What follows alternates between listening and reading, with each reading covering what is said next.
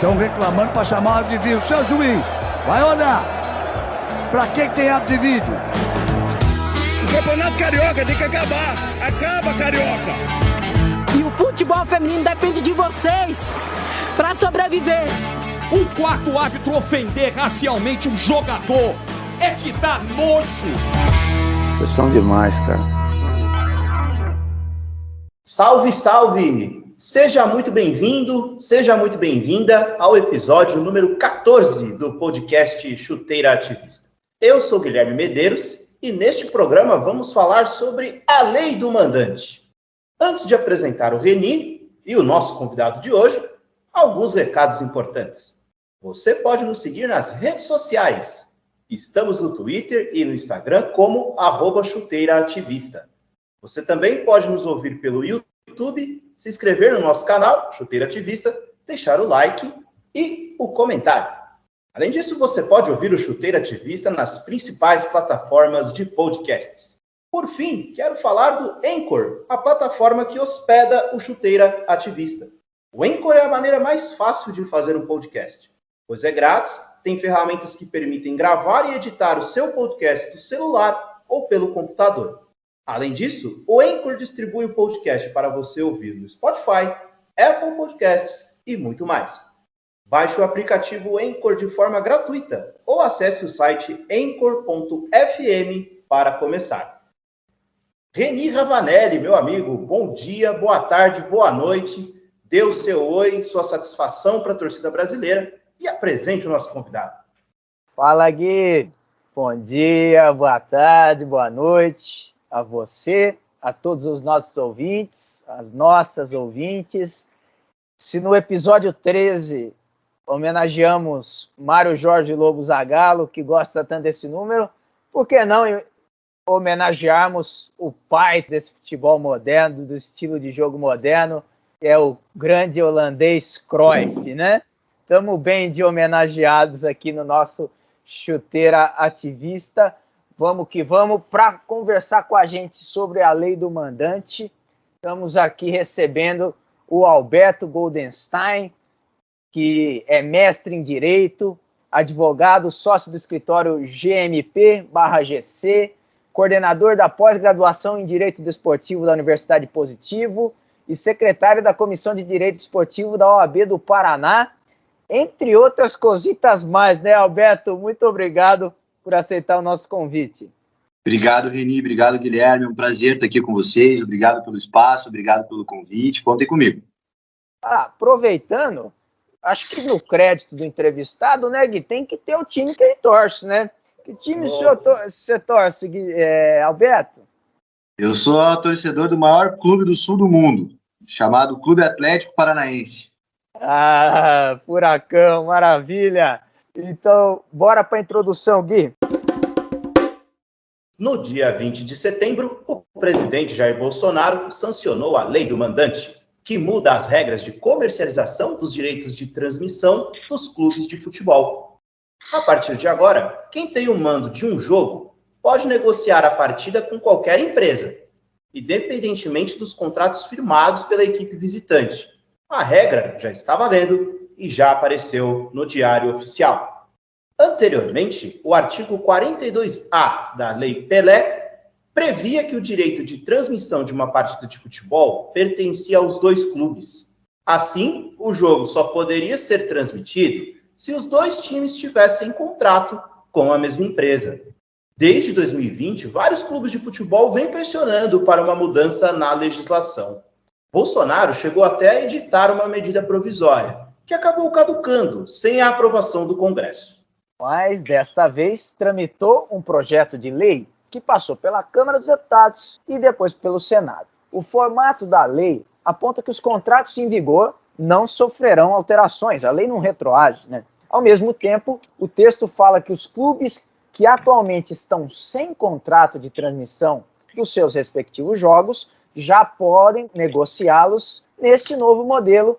Os contratos atuais dos clubes da Série B do Campeonato Brasileiro com a Globo se encerram em 2022, abrindo espaço para um novo ciclo de negociações. Na Série A, contudo, A maioria dos contratos termina em 2024.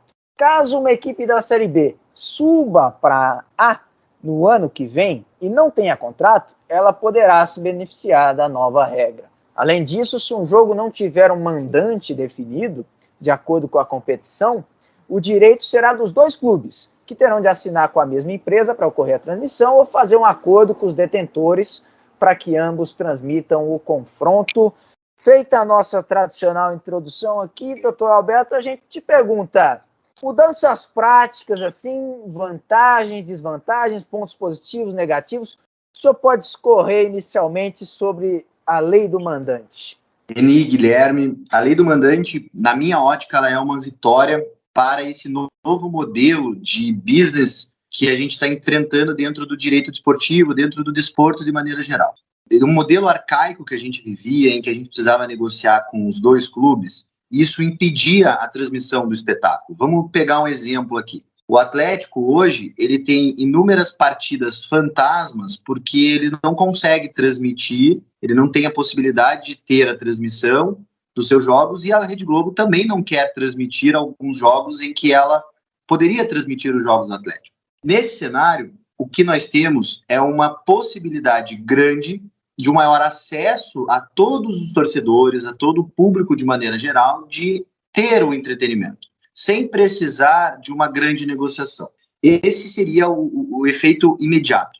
O efeito secundário, e talvez seja o efeito mais importante para esse desenvolvimento do desporto, é o fato de que nós estamos hoje tentando quebrar e entender que existe uma necessidade de concorrência. A concorrência, ela é salutar para todos os setores da sociedade.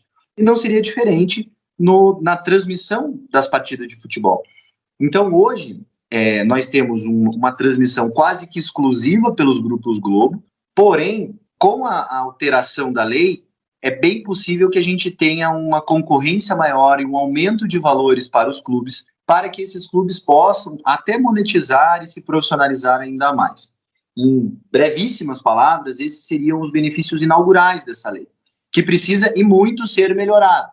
Mas, inauguralmente, essas seriam os grandes vetores que nós enxergamos hoje dos benefícios da lei do mandante, que possibilitam, inclusive, uma reunião maior dos clubes para que eles possam negociar os seus direitos, como já vem acontecendo com a formação da Liga dos Clubes. Os clubes estão se reunindo numa liga para tentar, de alguma maneira, brigar por mais direitos, por realização de campeonatos e juntos crescerem ainda mais. Legal, doutor. Você falou sobre a concorrência e algo que me deixa com muitas dúvidas sobre como vai funcionar a lei. Por exemplo, vamos supor, um só campeonato, né, o Campeonato Brasileiro, ele vai poder ser transmitido por várias emissoras? Por exemplo, o Atlético Paranaense pode negociar com o SBT, o Flamengo pode negociar com a Rede Globo, e até que ponto ter uma salada assim nas transmissões pode ser benéfico para o produto Campeonato Brasileiro? Então, aí é uma questão que a gente vai precisar analisar quando acontecer. Primeiro, respondendo a tua pergunta, sim, é possível que tenhamos a realização do produto Campeonato Brasileiro, Série A, Série B, Copa do Brasil, em diversos canais. Hoje, se a gente for para os canais fechados, a gente tem o Sport TV e a TNT transmitindo as partidas do Campeonato Brasileiro. Pode ser que isso aumente, mas acredito que vai possibilitar de maneira muito grande os clubes negociarem de maneira coletiva. E a partir do momento em que os clubes começam a negociar de maneira coletiva, eu acho bem possível e plausível que eles acabem tendo o direito de transmissão em uma única empresa. Porém, isso não vai vetar que um clube X do campeonato escolha vender os seus direitos para uma emissora e essa emissora fica responsável pela transmissão desses jogos. E vamos falar um pouquinho mais. Não precisa ser uma emissora de televisão. O próprio clube pode se organizar e fazer a sua própria transmissão. O clube pode ter um canal dele no YouTube, um canal dele no seu próprio site para os seus torcedores e, a partir de então, poder fazer essa comercialização. além de possibilitar a venda para as outras emissoras. O que essa lei nos traz é uma vantagem para o clube deter ainda mais os direitos do seu campeonato, os seus direitos, os direitos do seu produto e poder negociar da maneira que melhor o convir, sem precisar ter uma pressão do, por exemplo, 18 times fecharam com determinada rede de transmissão. Então eu sou obrigado a fechar porque senão eu não vou conseguir transmitir. Aqui a gente começa a encerrar isso e acaba também com uma barreira da não concorrência, ou melhor, uma barreira que conseguimos quebrar essa situação que envolve a necessidade de uma concorrência. Então passamos a ter um debate ainda mais acalorado, um debate ainda mais positivo para o mercado futebol brasileiro. Puxando isso que você falou, Alberto, da negociação coletiva, ilustra um pouco mais como seria para a gente, de repente, assim, um punhado de clubes, não precisa ser 20 clubes, 10 clubes, poderia, sei lá, 4 clubes se unirem para tentar negociar, centrar frente numa emissora, numa possibilidade, seria mais ou menos assim? Você acha que isso facilita para eles tentarem ganhar mais dinheiro ou a negociação individualizada rende mais grana? Eu tenho a opinião sempre muito clara de que o coletivo ele é sempre mais benéfico do que o individual. Nesse cenário, se a gente consegue reunir um maior número de clubes que detêm uma gama de marketing, de um produto legal, vendável, que estão disputando competições, obviamente que esses clubes vão conseguir negociar, esses clubes vão conseguir ter um valor ainda maior com a empresa que eles estão negociando. Porque nesse caso eu não estou negociando um único produto, mas sim 4, 5, 6, 10, 12. E em razão disso é que se criou também essa liga dos clubes, né? Dos clubes de futebol, que coaduna com os clubes da Série A e Série B atuais, e que faz com que esses clubes estejam em tratativas, negociando para debater o profissionalismo do desporto e dos campeonatos que hoje a gente está vivendo. Vocês bem fizeram um programa esses dias sobre o clube empresa e vocês conseguem observar que há uma profissionalização ainda maior do futebol no Brasil. E a busca da lei do mandante, do clube empresa, da SA no futebol, dentre outras leis que vêm sendo discutidas e debatidas no Congresso Nacional, é de fato para criar uma maior profissionalização do produto futebol e fazer com que a gente possa, mesmo que a passos muito de formiga, tentar concorrer com os clubes europeus, com uma entrada de capital para poder fazer com que o produto seja cada vez mais vendável, e por aí vai. Para mim, a negociação coletiva, ela funciona. A negociação coletiva, ela é importante. E ela é necessária para que, desde que a gente tenha um pensamento para além da rivalidade de futebol. E eu acho que é isso que tem acontecido. Doutor, você falou sobre a TV dos clubes, né? Então, os clubes, eles podem transmitir as partidas com as imagens, né? Usando a própria TV deles. Eu queria também perguntar até que ponto que isso é bom, no seguinte sentido. No ano passado, a Flu TV transmitiu um Fluminense e Flamengo no Campeonato Carioca e a transmissão não foi nada profissional, porque ela não falou o nome dos jogadores do Flamengo e ela não gritou gol. Porque era um rival e porque envolvia taça, né? Era uma final de campeonato ali, de turno, se não me falha a memória agora. Eu queria perguntar até que ponto os clubes terem a sua própria TV para transmitir, isso é bom pelo lado profissional, porque acaba sendo uma transmissão, o termo aqui, clubista, né? Vamos lá. A gente tem que entender que o clubismo, ele faz parte do produto, tá? O clubismo, ele faz parte do produto e a gente também não pode esquecer dele. O que a gente não pode também deixar de lado é que o produto, que é o produto futebol, que é o meu produto enquanto clube, ele é muito maior do que a rivalidade que eu tenho com o meu adversário. E a partir disso, a gente precisa entender que a transmissão, ela tem que ocorrer, pelo menos, respeitando os limites da divulgação do nome das pessoas, dos atletas que lá estão disputando. Se não quiser gritar gol, ou fazer um ar de tristeza, eu não vejo um problema para isso, até porque é a sua televisão.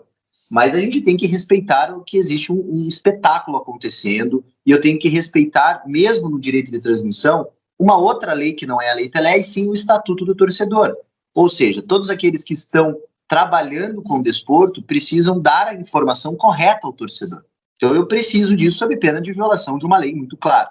Com isso, eu entendo que os clubes, eles estão, de alguma maneira, tentando deixar de lado o seu clubismo para conseguir se reunir de maneira coletiva a fim de propiciar uma maior profissionalização do seu produto e assim transformar esse produto em algo mais vendável. E a lei do mandante pode ser um grande vetor para isso, ou pode ser uma grande segregação ou uma grande briga entre os clubes por ego e etc. Mas a minha aposta é que isso vai gerar uma maior unidade entre os clubes, uma maior coletividade entre os que estão explorando o produto futebol, para assim poder fazer com que o esporte se desenvolva ainda mais no cenário brasileiro. Claro que acho que a gente vai precisar esperar o tempo correr um pouco para ver como serão as coisas, né, Alberto? Mas aproveitando um exemplo que já existe e a sua torcida pelo Furacão, você acha que, ainda na questão da TV dos clubes, você acha que a tendência é que entre num pacote de sócio-torcedor esse direito a ter acesso à TV dos clubes, ou vai ser algo à parte, especialmente uma assinatura para os jogos? O que você observa e o que acontece no Atlético? Eu acho que isso tudo pode acontecer de diversas maneiras, mesmo, mas o que a gente não pode esquecer é que nós estamos na era do streaming. Talvez daqui a 2, 3 anos isso continue sendo algo muito recorrente, muito forte. E a gente tem vários canais hoje de televisão que estão migrando para o streaming, e esse streaming vai ganhar cada vez mais campo de todos nós. E a aposta, talvez, dos clubes seja os seus próprios canais com os seus streams. Então, hoje, a experiência que eu tenho é que o sócio do Clube Atlético Paranaense, por exemplo, ele consegue acessar a partida sem precisar comprar um ingresso ou um pacote dessa transmissão. E aqueles que não forem sócios, aí tem que adquirir de maneira coletiva, mensal, ou o produto individual. Eu acho que isso vai acontecer. Eu acho que vai ser um plus para que o sócio se fidelize ao clube e tenha uma possibilidade ainda maior de continuar filiado. Eu acho que essa é a grande briga dos clubes também, né? A fidelização do seu sócio-torcedor, a fidelização do seu produto e tentar fazer com que, de alguma maneira, você consiga fazer com que a venda ocorra ainda mais forte. Doutor, você falou do streaming, né? E acho que um marco que está sendo muito recente é a própria chegada do Star Plus, porque ele passa a ter jogos exclusivos, né? O que é extremamente vantajoso para a plataforma. Por exemplo, hoje, 25 de setembro, a data que a gente grava, jogaram Chelsea e Manchester City pela Premier League, o campeonato inglês, e o jogo só foi transmitido no Star Plus. Aonde eu quero chegar? Os clubes que conseguirem fazer negociação com streaming, essa negociação você entende que será mais vantajosa ou aí não tem jeito, tem que esperar para ver? A gente vai ter que esperar para ver, mas o streaming tem entrado com tudo. O que eu consigo enxergar e consigo trazer para vocês é que o nosso futuro ele está muito atrelado ao acesso que a população vai ter às partidas.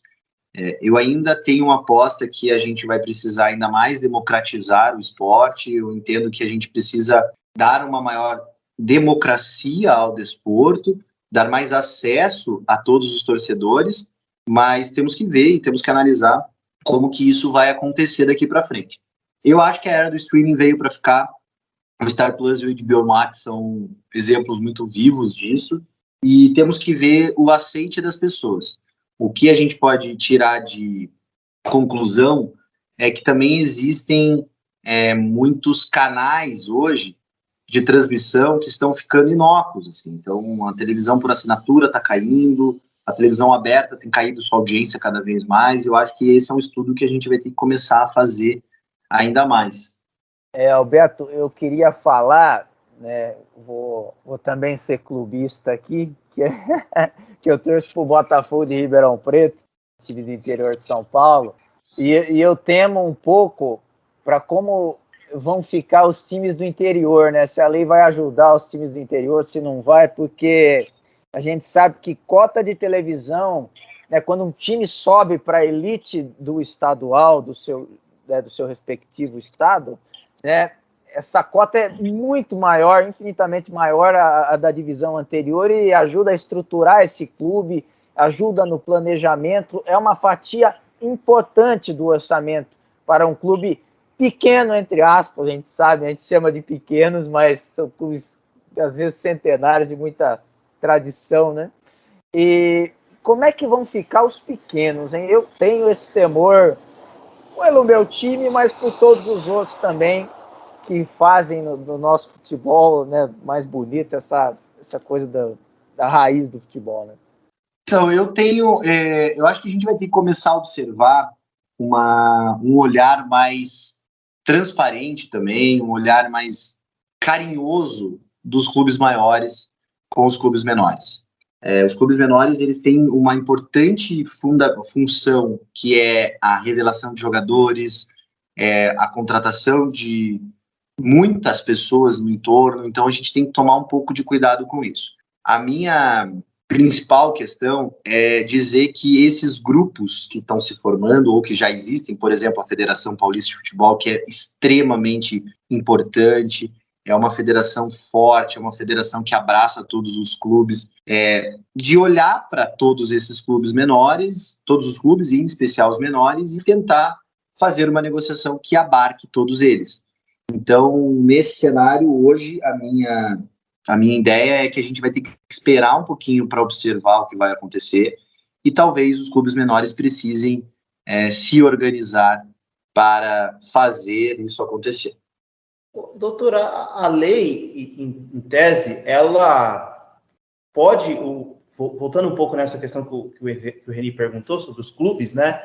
Um clube gigante com essa lei, a impressão que eu tenho, e aí, por favor, me corrija, a impressão que eu tenho é que o gigante ele vai ficar mais gigante porque ele vai ter um poder de barganha do seu produto, do seu jogo, e em contrapartida do clube pequeno, não. Como que a gente vai conseguir fechar essa equação? Então, eu acho que o gigante ele vai começar a observar que ele não consegue fazer as coisas sozinho, porque ele vai ter uma proposta para ele, mas essa proposta só vai fazer sentido para quem está contratando os serviços se outros vierem juntos. Vou pegar um exemplo aqui, não adianta nada eu pegar uma transmissão só do São Paulo e ter toda uma estrutura formatada só para transmitir um jogo do São Paulo. Então eu vou precisar de vários outros clubes, eu preciso do São Paulo, do Palmeiras, do Corinthians. Por isso que eu preciso dessa unidade, por isso que talvez esse poder de barganha aumente ainda mais. E vamos combinar, os clubes se conhecem, os clubes negociam entre si durante muitos anos, compra e venda de jogador, empréstimo de jogador, todas essas situações os clubes estão em contato. Nesse momento que chegar uma proposta para um clube, o clube vai sentar com outros e vai tentar levar todo mundo junto para buscar o melhor acerto. Eu não sei se os valores vão aumentar, se os valores vão diminuir. O que eu posso te garantir é que, em primeira análise, ele traz uma maior democracia para uma escolha do que fazer com o seu produto. E daí eu falo de algo que a gente chama no direito de livre iniciativa. Eu protejo a livre iniciativa do clube para que esse possa explorar o seu produto da maneira que ele melhor o convir e com quem ele precisar, sem nenhum vício, sem que eu tenha que ser obrigado a fechar com outra televisão. E é por isso que a gente tem que observar o clube menor. O clube menor ele vai precisar, de certa maneira, se organizar para poder negociar com essas pessoas.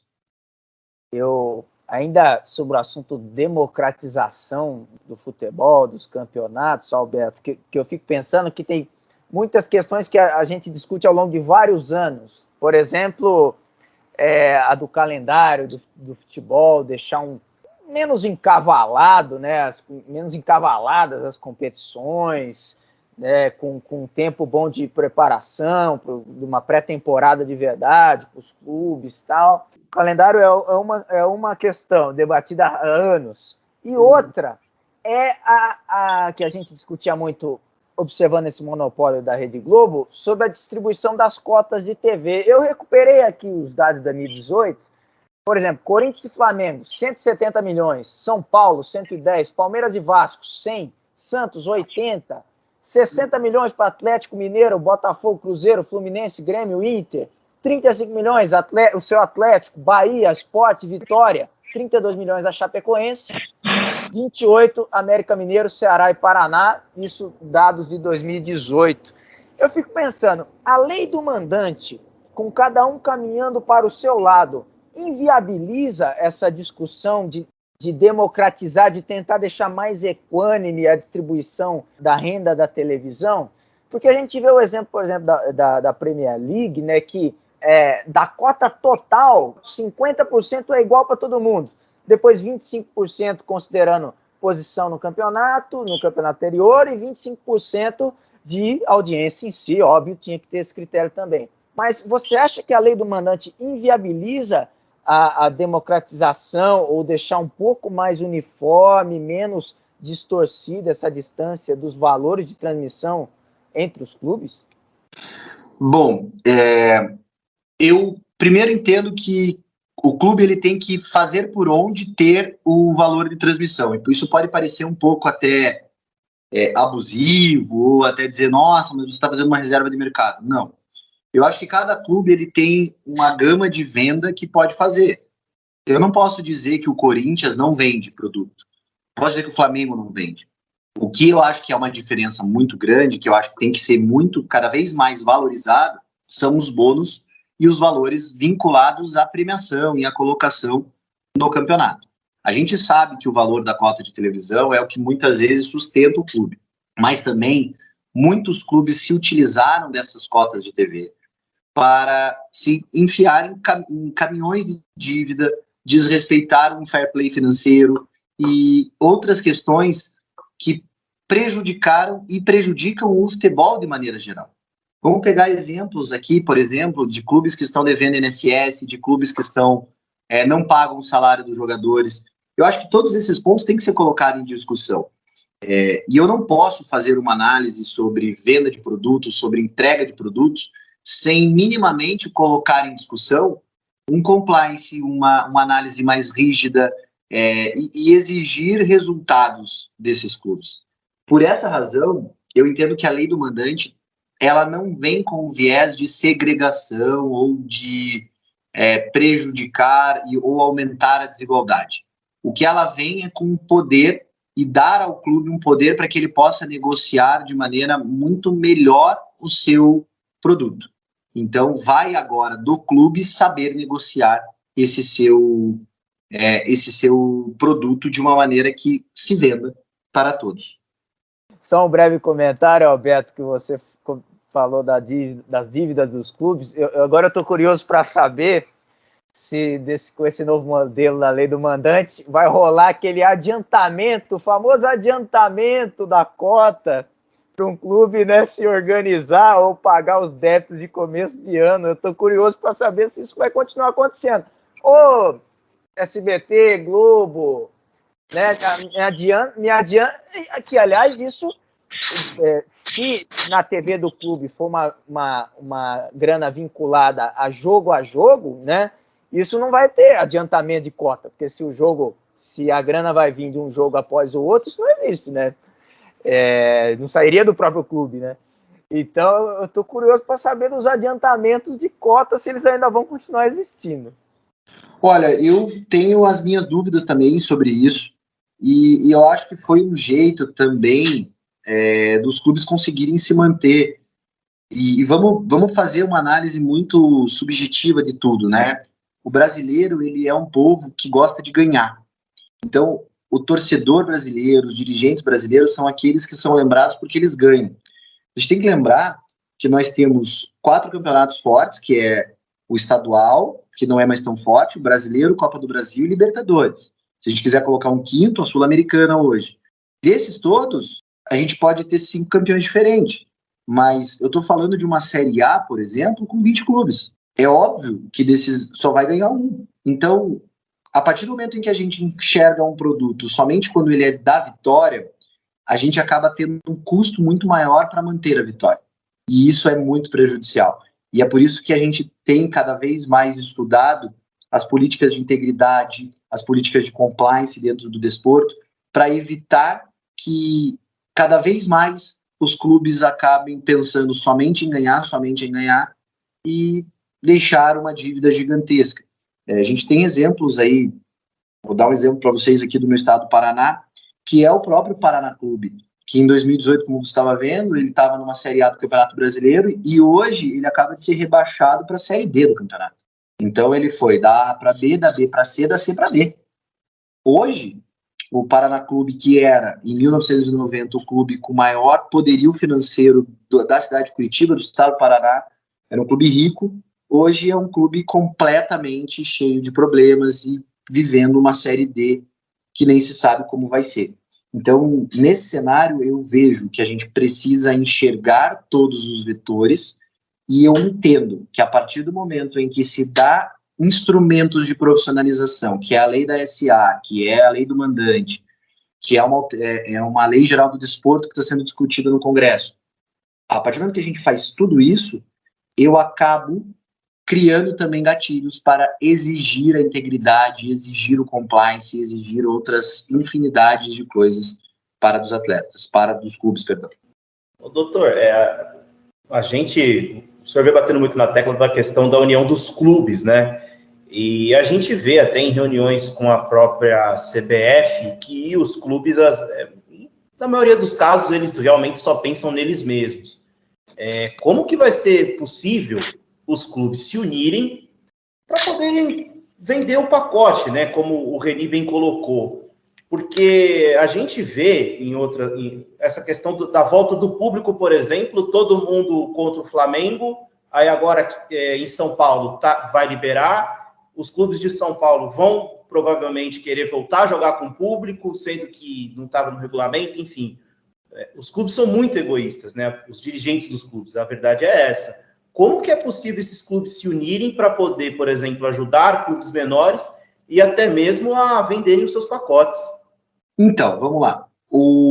A primeira coisa que a gente tem que entender é que a liberação do público nos estádios, ela está no Regulamento Geral de Competições e que não foi alterada. O que acontece é que muitos estados, muitas cidades estão proibindo a presença de público para conter uma pandemia, conter um surto ainda maior de transmissão do coronavírus e etc. Então, nesse ponto, o Flamengo se apega no fato de que o município do Rio de Janeiro, o estado do Rio de Janeiro liberaram, então eu também quero poder contar com o público lá. Não acho que o Flamengo está errado, da mesma maneira que eu não vou achar que os clubes de São Paulo estão errados por quererem que seus torcedores vão ao estádio, até porque isso é monetização do espetáculo, desde que guardadas as devidas cautelas para com a prevenção do Covid. Mas o que acontece quando a gente fala de união dos clubes? Quando eu falo de união dos clubes, eu não tenho a utopia e os óculos cor-de-rosas de enxergar que todos os clubes vão se unir e ter o mesmo pensamento. Justamente porque o egoísmo ele impera e é bola na rede, aquilo que eu falava para vocês. A gente ainda tem muito dirigente que é torcedor e isso é um prejuízo. Mas quando a gente fala de coletividade, eu falo da maior reunião possível de clubes para que possam exercer a atividade e possam negociar os seus produtos. Ponto. Se a maioria conseguir negociar, a gente sabe que o produto vai ser cada vez mais vendável. Numa análise histórica, quanto mais eu reúno as pessoas para negociar, o que vai ficando de fora vai enfraquecendo e vai perdendo a sua força. E é o que a gente tem que esperar e enxergar como que vai ser daqui para frente. Mas sim, a gente vive não só um espetáculo futebol, mas um mundo muito egoísta. E esse mundo egoísta faz com que a gente perca várias oportunidades de fazer melhores negociações. Mas é uma questão, Gui, aqui por mim, de minha parte... eu só tenho uma última, doutor, que são as competições internacionais. Eu queria saber como que vai acontecer as negociações de Libertadores e Sul-Americana, por exemplo. Por exemplo, as negociações elas já ocorrem no Estatuto da Conmebol. Então, a Conmebol vai fechar, a Conmebol vai vender a transmissão e vai repassar para os clubes esse percentual.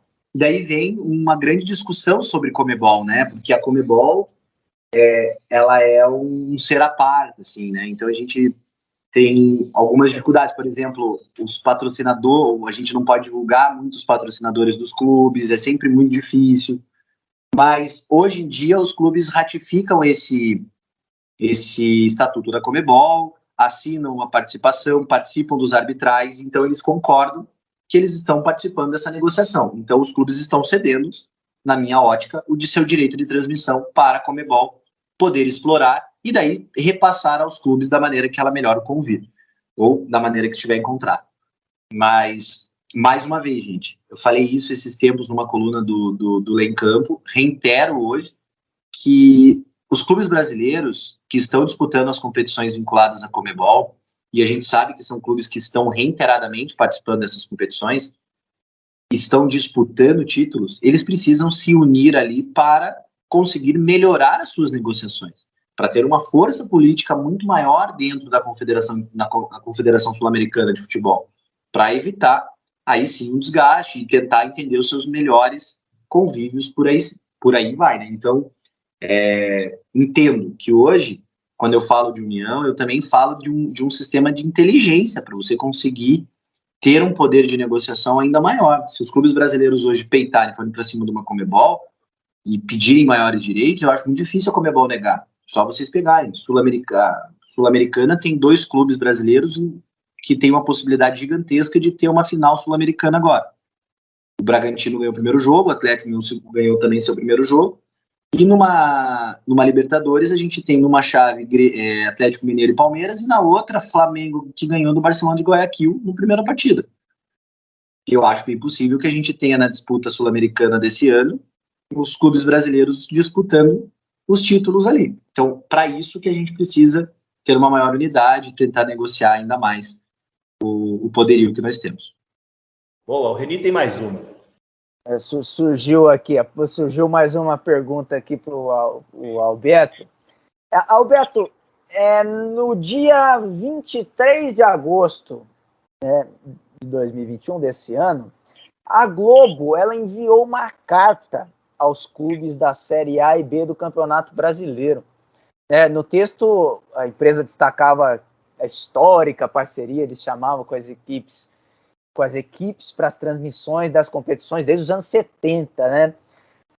Você pode escorrer um pouco para a gente sobre esse legado de TV Globo nesses 50 anos de parcerias com os clubes, né? Se de fato desenvolveu o esporte, teve investimentos no esporte, se começou a desandar em algum momento, se começou a ficar obsoleto, esse monopólio que a gente sempre contestou ao longo dos anos. Que pode falar para a gente assim? Reni, a gente não pode negar que a Rede Globo sempre foi um parceiro do futebol. E se você for falar de transmissão de futebol, você não tem como não falar da Rede Globo. E nesse cenário, eu acho importantíssimo que a gente entenda que as grandes conquistas do Brasil, enquanto esporte, dos clubes brasileiros, a Rede Globo estava lá transmitindo e pagando por aquilo. O que aconteceu de uns tempos para cá foi uma discrepância de valores entre os clubes, e isso gerou uma rusga muito grande e uma desigualdade gigantesca. E a Globo, a partir do momento que ela fez isso, ela estava ali pensando exclusivamente no seu produto. Então, quando eu pago mais para o Flamengo e para o Corinthians, e que eu vou transmitir mais as partidas do Flamengo e do Corinthians para o povo, porque eu sei que vai gerar uma maior audiência, eu vou poder vender aos meus patrocinadores isso, para eles poderem comercializar o produto deles.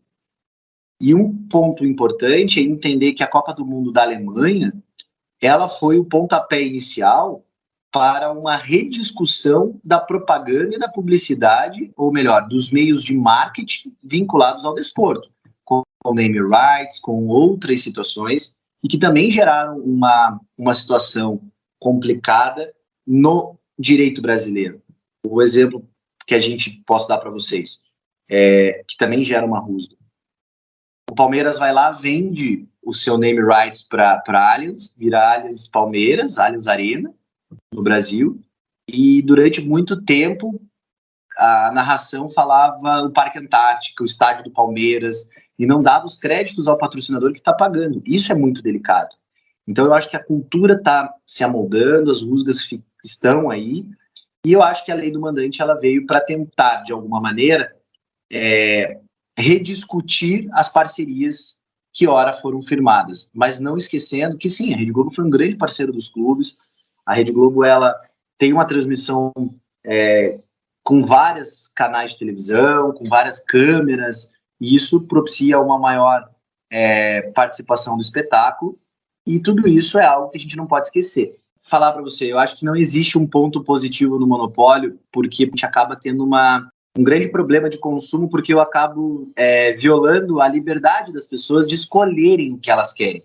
E aqui eu não estou falando mal da Globo, eu estou falando de todos os monopólios de maneira geral. O meu olhar é enxergar que a gente criou uma cultura e a Globo preparou um produto em que todos nós sabíamos o que a gente tinha lá. Mas se existissem outros canais, talvez a gente era seduzido para ir para um ou para outro. Então, talvez a experiência do consumidor fosse ainda melhor se a gente tivesse uma concorrência. Então, não estou dizendo de televisão aberta só, mas canal fechado. Vamos pensar que a ESPN e o Sport TV transmitissem os canais, transmitissem o Campeonato Brasileiro, você ia escolher aonde você queria estar. Você ia conseguir, de alguma maneira, declarar a sua liberdade, não ficar restrito a assistir ali um jogo transmitido talvez por um narrador que você não goste, com um patrocinador que você não se identifica, e por aí vai. Alberto, aí antes de fechar, não é nem pergunta, é um comentário mesmo. Você falou que a Globo não falava o nome, né, do estádio do Palmeiras, e a gente tinha um caso muito curioso de um jogo que ele não existia, né? Às vezes tinha Palmeiras e Red Bull Brasil no Allianz Parque, a Globo falava Palmeiras e RB Brasil na Arena Palmeiras, era o nome que ela utilizava para o estádio do Palmeiras e para o clube. Então era um jogo que não existia, né? Essa que é a verdade, Alberto. Doutor Alberto Goldenstein, muito obrigado, cara, pela sua participação aqui no nosso podcast, no Chuteira Ativista. Clareou bastante as coisas para a gente. Obrigado mesmo pela participação. Tem alguma consideração final? Gente, eu queria agradecer muito, queria agradecer você, Guilherme, Reni, dizer que eu estou sempre à disposição, queria agradecer vocês pelo contato com o Instituto Brasileiro de Direito Esportivo. Contem sempre com o Instituto. O Instituto Brasileiro de Direito Esportivo é um dos principais caminhos para conhecer um pouco mais do direito esportivo, e hoje a gente está aqui para debater com vocês, para discutir, receber porrada e entender e crescermos juntos. Conte comigo sempre e entendo que talvez a gente tenha que rediscutir a lei do mandante por outras infinidades de questões, como, por exemplo, rediscutir o direito de arena, para além dos jogadores, também para o árbitro, por ser um profissional que lá está dedicando para o espetáculo acontecer. Gente, muito obrigado, Reni, Guilherme, me coloco à inteira disposição de vocês, sempre que vocês precisarem. Nós também, Alberto. E depois dessa, encerramos aqui o episódio 14 do podcast Chuteira Ativista. Um abraço e até a próxima.